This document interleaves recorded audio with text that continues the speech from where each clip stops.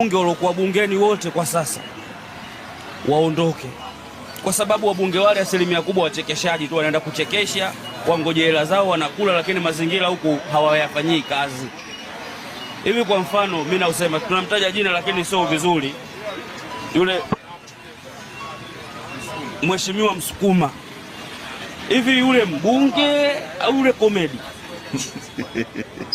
Kwa sababu kila jambo la kwake yani la kichekesho, kila jambo atakalozungumza ni kwake kichekesho. Sasa mbunge kama yule, kusema ukweli, hata hiyo serikali kweli naangalia au ndio inawapenda watu kama wale kwa sababu wanatuzubaisha sisi? Sisi tuna matatizo chungu mzima huko, hakuna hata mbunge mmoja akasimama akasema maneno, yule Mtanzania mwenyewe akasema da, huyu mbunge kuna neno anatusaidia.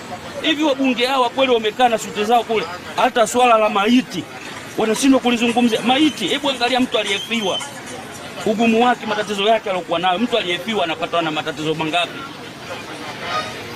Mtu mwenye masikini, nyumba kapanga, kazi yenyewe hana, anadaiwa milioni 3. Hivi serikali kweli na macho hii?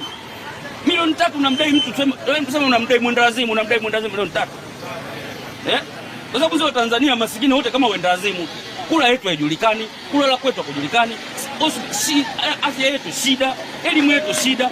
Leo wanatuongopea watu, kila siku wana kazi ya kutuongopea. Wapelekeni watoto shule, tunalipa miela kibao kwenye shule za watu, tunalipa hela, tunasema tunasomesha international.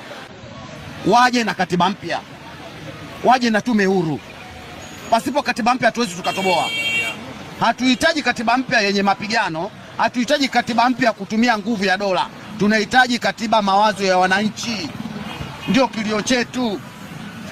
Tanzania hii ni imejaliwa rasilimali nyingi sana, tunakwama wapi?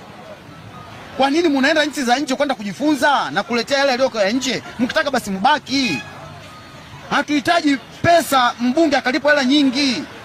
Mbunge kwa mwezi akilipwa 800 inamtosha, kwa sababu wastani kwa siku atatoa 20,000 kodi ya meza, kwa mwezi 600,000. Iweje alipo milioni 18?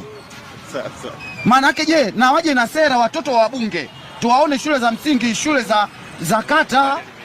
Hakuna mtoto wa mbunge ambaye anasoma shule za kata, hakuna mtoto wa mbunge ambaye anasoma shule za msingi za kawaida. Watoto wao wako wapi? Mbona tuwaoni? Hata mtoto wa diwani hatumuoni. Tunahitaji wabunge, watoto wenu waje kusoma na watoto wetu.